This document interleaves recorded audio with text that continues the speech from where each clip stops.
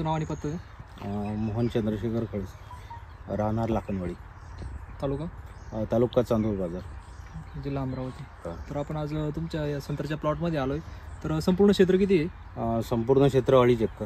2.5 acre. तर याच्यामध्ये किती झाड आहे, किती लागवड केली? याच्यात जवळजवळ 300 झाड आहेत. तरी संत्रा म्हणजे तुम्ही चालू केलाय की तुमच्या एक पूर्वीपासून? नाही, वडिलांनीच चालू केला होता. माझं शिक्षण चालू होतं अगोदर, मग मी नंतर जॉईन केलं. जॉबही चालू आहे बाजून. ओके, म्हणजे तिकडे पण लक्ष आणि इकडे पण हे चालू आहे.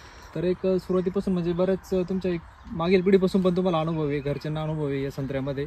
तर एक आम्ही बऱ्याच दिवसापासून या विभागात फिरतोय की संत्रा असेल किंवा इतर जे पीक असेल, तर मोस्टली आम्ही संत्र्या बागेमध्ये भरपूर दिवसापासून फिरतोय, 2-3 दिवसापासून.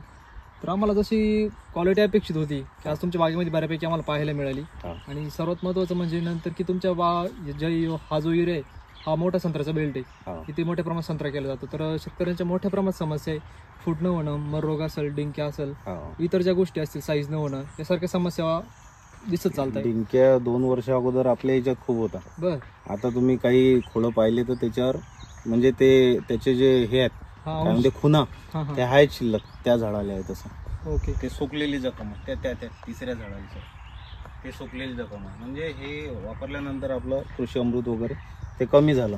नाही तर खूप झाडावर डिंकेचा हे होता. रासायनिक खत टाकल्यानंतर पाण्याचा निचरा बरोबर होत नव्हता. आता काल इथं भरपूर पाणी आलंय, आपण चालवत आहे तर आपल्या पायाला जास्त काही माती दिसून नाही राहिली. आपण सपोज जर आपण दुसरीकडे कुठे गेलो तर पाऊस झाला तर 2 दिवस बागेत या शेतात कधी बाजूने गेलो तर आपण ते चालताना पूर्ण पायाला टिकून जाईल.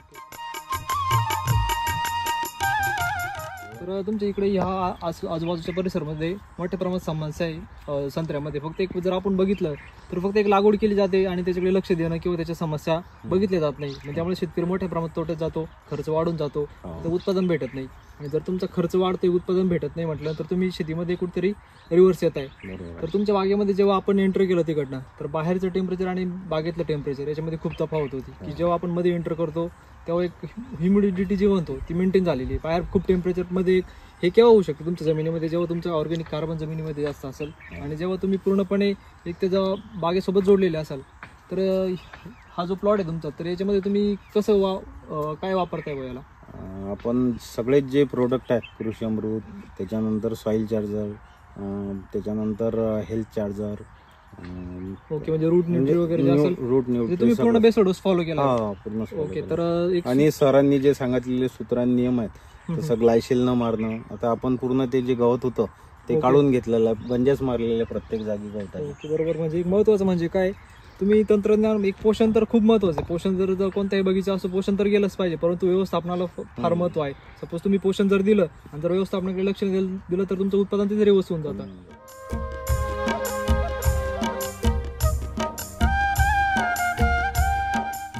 तुमचे एक काय अनुभव की तुम्ही ह्या तंत्रज्ञाना वापरण्यापूर्वी आणि आतामध्ये काय फरक जाणवतोय तुम्हाला? खूप फरक जाणवतोय. आता जे म्हणजे शेतकरी मित्र आहेत आमचे, का त्यांनी मृग बहार घेतला, तर आमच्या पट्ट्यात सहसा मृग बहार कोणी घेत नाही, कारण त्यामुळे संत्र मग झाडं खराब होतात म्हणतात. आपण ज्या संत्र्याच्या याच्यात उभं मागच्या वर्षी 1,20,000चा भाव नसताना आपल्याला तेवढं पैसे झाले. नाही तर मागच्या वर्षी मृग बहाराच्या संत्र्याची खूप बेकार अवस्था होती. म्हणजे ते म्हणजे जे निर्यात वगैरेच कमी झाले ना म्हणा की काही, पण आपले संत्र्याचे पैसे फिरून झाले. आणि संत्र्याची जे सध्या झाडाची क्वालिटी आहे हे अजून टिकून आहे. नाही तर मग मृग बहार घेतल्यावर आंब्या जो घेते त्याचा तर बगीचा जवळजवळ म्हणजे अर्धे झाडं मरतात असं म्हणतात. म्हणजे तुम्ही या प्लॉट मध्ये मागील मृग बहार घेऊन यावेळेस परत आंबे बहार आणि सगळ्या झाडावर आंबे बहार आहे. ओके, तर एक आपण ठीक आहे, तुम्ही 2 बहार सक्सेस केले. आपण जर आजूबाजू शेतकऱ्यांचं जर बघितलं, त्यांचा एकच बहार सक्सेस होत नाही आणि तुम्ही 2 बहार सक्सेस केले. म्हणजे हे जे तुमच्या एरियामध्ये, तुमचा चांदूर बाजार एरिया असो, इकडे मोर्शी असो, परतवाडा, अचलपूर हा जो विभाग आहे हा पूर्णपणे संत्र्यासाठी निगेटिव्ह झालेला आहे. की संत्र्यामध्ये उत्पादन भेटत नाही किंवा त्याच्यामध्ये समस्या येतात, कॉस्ट जास्त होऊन जाते, यासारख्या समस्या वाढत चालतात आणि शेतकरी एक नाराज झालेला आहे. तर तुमच्या प्लॉटमध्ये आपण जर एक बघितलं तर तुमच्या म्हणजे प्लॉटच सांगतोय की तुमच्यामध्ये नाराजी नाही कुठे, बरोबर. म्हणजे आपण केव्हा नाराज होतो, जेव्हा आपल्याला प्लॉटकडून किंवा आपल्या शेतीकडून काहीतरी भेटत नाही. शेतीकडून जर आपण अपेक्षा करतो तर आपण त्याला पण दिलं पाहिजे, पोषण दिलं पाहिजे. म्हणजे आपले ते आपल्या घरचं जसं बाळ आहे त्याच्या हिशोबानंच आपण त्याचं हे करतो ना, संगोपन करतो, लहानाचं मोठं करतो. आता तर संत्रा झाड बनणं म्हणजे मोठे करणं, बगीचा तयार करणं म्हणजे एकदम दुर्मिळ गोष्ट झाली आहे. तयारच होत नाही लवकर, हडणाचा त्रास, म्हणजे बाकी बरोबर, गोष्टी म्हणजे वन्य प्राणी कसं होतं की हा जो संत्रा आहे कमीत कमी याची स्टार्टिंग होण्यासाठी एक फळ लागण्यासाठी 2.5-3 वर्षाचा कालावधी निघून जातो. 5 वर्षाचं जवळ. हा परत पुढे कमीत कमी 8-9 वर्ष रेग्युलरचं सुरू होण्यास एक पूर्ण मॅच येण्यासाठी 8-9 वर्षाचा कालावधी निघून जातो. हा. म्हणजे जर एवढ्या दिवसापासून आपण झाड सांभाळतोय, एवढं क्षेत्र त्यासाठी गुंतवतोय की आपल्याला त्याच्याकडून अपेक्षा आहे, आणि जर आपल्याला त्याच्याकडून जर काही मिळत नसेल हा. तरी एक आपण म्हणतो शेती व्यवसायामध्ये एक तोट्याचा प्रश्न आहे हा सध्या. बरोबर. बरोबर.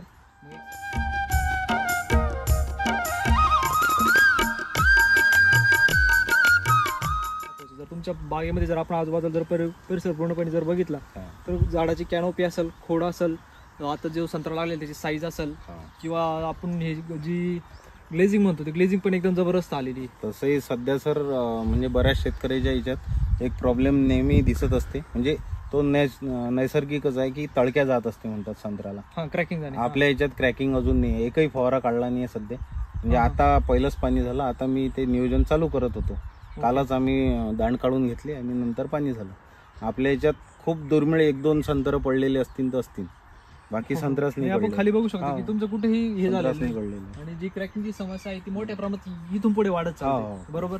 आणि मग ती परत ती कव्हर करण्यासाठी मोठ्या प्रमाणात खर्च, परत झाडाचं कुपोषण होणं, परत त्याला काही न देणं, म्हणजे तिथे पण खर्च, उत्पादनात लॉस, यासारख्या मोठ्या प्रमाणात समस्या घडत चालतात. बरोबर.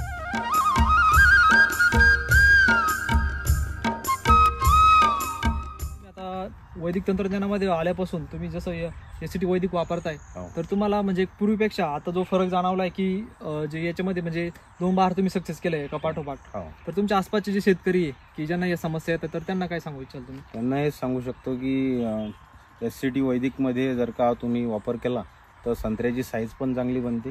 त्याच्यानंतर संत्र्याची जी क्वालिटी राहते, चिकनावट, त्यात जे तेलाचं प्रमाण, त्या सालीमध्ये तेलाचं प्रमाण चांगलं राहते. त्याच्याने ते चमकदार जे असते फळ ते नैसर्गिकरित्याच चांगलं चमकदार असते. ओके, तर तुम्हाला म्हणजे जर झाडाकडे एक बघितलं आपण तर पानामध्ये काय फरक वाटतो, जी कॅनोपी वगैरे असेल? पान बाकी जनरली आता आपण बाजूचाच बगीचा पाहिला आपण ते तर पान रुंद आणि लांब आहे. म्हणजे एक सुरुवातीपासून जर आता इथे आपल्याला तफावत दिसते, परंतु तंत्रज्ञान वापरण्यापूर्वी तुम्हाला पाणी आतामध्ये पानामध्ये बदल दिसतोय का? दिसतोय ना, आता सहज दिसणारीच गोष्ट आहे.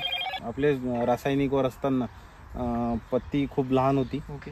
आणि त्याच्यानंतर पत्तीचं प्रमाणही कमी होतं. बरोबर. आणि आता तर तेव्हा जर का मी मिरूक बहार घेतला असता तर झाडं पूर्ण असे मोकळेच झाले असते, पत्तीच नसती. ओके, तर महत्वाचं म्हणजे काय की तुमच्या झाडाचं सर्वात महत्वाचं म्हणजे पान. तर तुमचं पानाची रुंदी चांगली असेल, म्हणजे एक महत्वाचं म्हणजे त्याच्यात अन्नद्रव्य जे त्याच्यामध्येच तयार होत आहे. जर त्याची साईज कमी असेल तर प्रकाश संश्लेषणाची क्रिया कमी होणार आहे, फोटोसिंथेसिस रेट कमी होऊन जातो, आणि त्याच्यामुळेच ते आपण हे म्हणतो पोषण म्हणतो, अन्न जी तयार होण्याची प्रक्रिया आहे ती स्लो होऊन जाते. आणि जर स्लो झाली तर तुमच्या साईजमध्ये परिणाम होतो. बरोबर. सर्वात महत्वाचं म्हणजे काय, झाडाची कॅनोपी केव्हा सुधरेल, जेव्हा तुम्ही पोषण व्यवस्थित द्याल. बरोबर.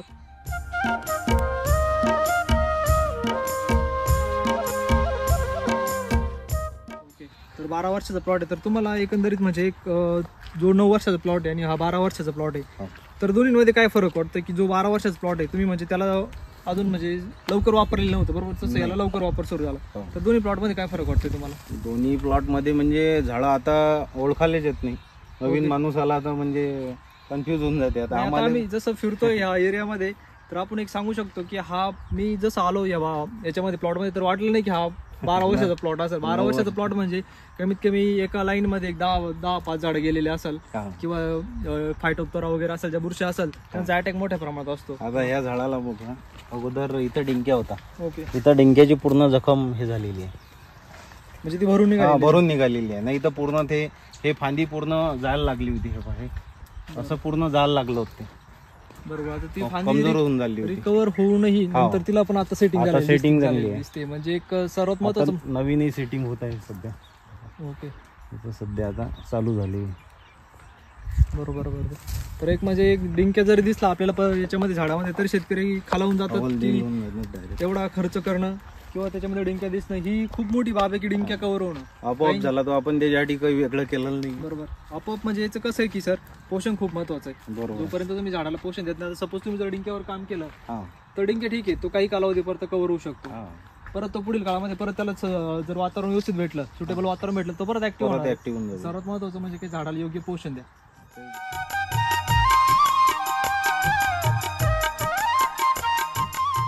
म्हणजे असं म्हणा, बऱ्याच झाडाला डिंक्याचा प्रादुर्भाव चालू झाला होता, ते जर का तेव्हाच गरजेवर तेव्हाच्या वेळेत वापरल्या गेलं नसतं SCT वैदिक तर कदाचित ही बागच कदाचित नष्ट झाली असती. ओके ओके, म्हणजे झाडं कमी एवढा झाली असती. एवढा मोठा फरक दिसून आलाय तुम्हाला, म्हणजे की जो डिंक्याचा प्रादुर्भाव असतो, आपण एक आत्ताच्या परिस्थितीमध्ये शेतकऱ्यांना काय वाटतं, डिंकी आला म्हणजे प्लॉट संपला, हो ही मानसिकता शेतकऱ्यांची झाली. बरोबर आहे ना, कारण त्याच्यावर उपायच काहीच करता नाही. ओके, म्हणजे तुम्हाला काय वाटतं की डिंकी आल्यानंतर सर्वात महत्त्वाचं म्हणजे शेतकऱ्यांनी काय केलं पाहिजे? डिंके आल्यावर पाण्याचं नियोजनावर जास्त लक्ष दिलं पाहिजे, भरपूर एकदम, ओके, म्हणजे पाणी थांबून राहणार नाही जमिनीत असं.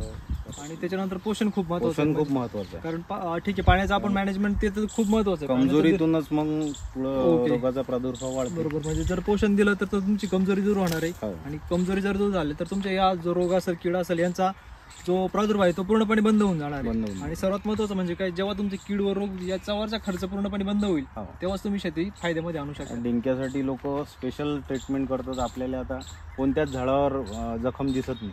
ओके, म्हणजे तो खर्च पूर्णपणे पावसाळ्यात तर वाढते ते डिंक्याचं प्रमाण, हा पावसाळ्यात जास्त प्रमाणात जास्त वाढते, कारण त्याला वातावरण सुटेबल असतं ना, ते आर्द्रता. हो, आणि जास्त जो पावसाळ्यामध्ये आपण म्हणतो की ह्युमिडिटी वाढल्यानंतर डिंक्याचा प्रादुर्भाव जास्त वाढला जातो. हो. आणि जो जूनचा किंवा जुलैचा जो स्टार्टिंग पिरियड असतो, याच्यामध्ये काय होतं की वातावरणामध्ये फ्लक्च्युएशन जास्त होतं. हो. दुपारी ऊन टेम्परेचर जास्त, नंतर संध्याकाळी टेम्परेचर खाली जाणं, हो. याच्यामुळे काय होतं, डिंक्याचा प्रादुर्भाव वाढून जातो. तर आपण एकंदरीत तुमच्या बागेचा पूर्णपणे आढावा घेतला. ठीक आहे सर, हो. धन्यवाद.